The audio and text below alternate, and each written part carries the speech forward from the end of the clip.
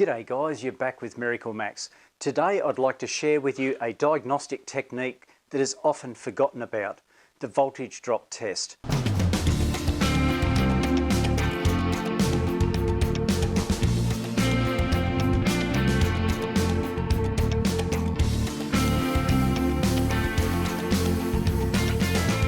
Firstly, what is voltage drop? Kirchhoff's law, that's his voltage law, states that the net electromotive force around a closed circuit loop is equal to the sum of potential drops around the loop. Sound confusing? Or in other words, all the available voltage must be used within the circuit. In this particular case, the alternator is the power supply, the battery is the load. We can see that 14 volts is being put out by the alternator, and by the time it gets back to the alternator housing, we must have 0 volts. All the voltage must be used within the circuit. So how do we carry out a voltage drop test? Generally speaking, we would measure the voltage at the power source compared to the load and then subtract the two. But in actual fact, there's a much quicker, easier and more definitive way of doing a voltage drop test. Normally when we look at our multimeter, we see a red lead and a black lead, and we say there's the positive lead and there's the negative lead, but in actual fact we're looking for a potential difference, a high point and a low point. If, for example, we're checking for alternator output, the alternator becomes the power source and the battery becomes the load. We can also see if the voltage drop is on the positive side of things or the negative side of things. The load may not be using all the available voltage, and some of that voltage may be stolen on the positive side or the negative side in the form of heat. What sort of voltage drop would we classify as acceptable? We wouldn't want any more than 300 millivolts or 0.3 of a volt as a general rule, although depending on wiring, a switch, component, the list goes on and on. But as a rule of thumb, we're looking at about 0.3 of a volt. Anything over the top of 0.3 of a volt, we would need to start to look for a voltage drop. Of course, we could even use a thermal camera to try and find where that voltage drop is occurring. Today I'll be using this BA Falcon behind me that is suffering from a low charging situation. So how does a voltage drop work in this case? The battery has been tested, charged and found to be in good condition. But there's one other thing we need to do when doing a voltage drop test. We need to load the circuit. Since we're looking at a charging system, we need to run the vehicle.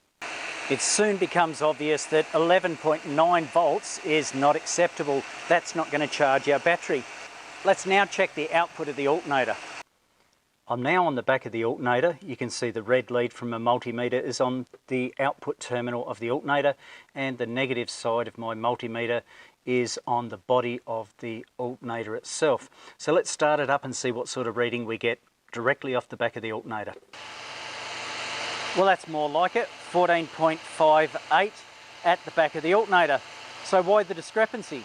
We can see the difference between the output of the alternator, 14.58, take away the battery or the load in this particular case, 11.9. That leaves us with a discrepancy of 2.68 volts voltage drop. Where are those 2.68 volts going? Let's use the second method of voltage drop to find out where it is. I now have the positive lead of my multimeter onto the body of the alternator. I come up to my battery, which is the actual load in this case, and on the negative side I have my black lead. Now what we need to do is look at our multimeter when the vehicle's running and find out that we have no voltage in fact, or less than 300 millivolts. We only have, 5.7 millivolts. It's minimal. It's not near the 0.3 of a volt or 300 millivolts that we worry about.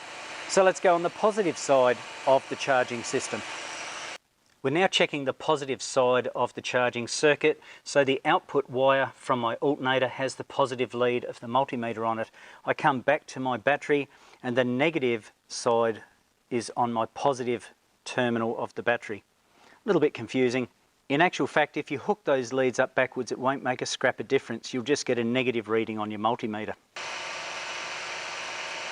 And with our engine running, we've got about 2.63 before I did see 2.7 volts drop.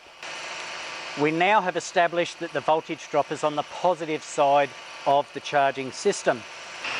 Of course, if you were going to do this test thoroughly, you would load up the circuit, as in put on headlights, etc. How can we go one step further to isolate the fault? Well, I'm on my battery terminal here. Let's go to the battery post itself. Is there any problem there? 0.3 of a millivolt, no problems there. Let's go down to the alternator. What I've done now is to hook up to the output terminal of my alternator and back probe into the cable itself to see if there's a poor connection or resistance or corrosion. Let's look at our multimeter.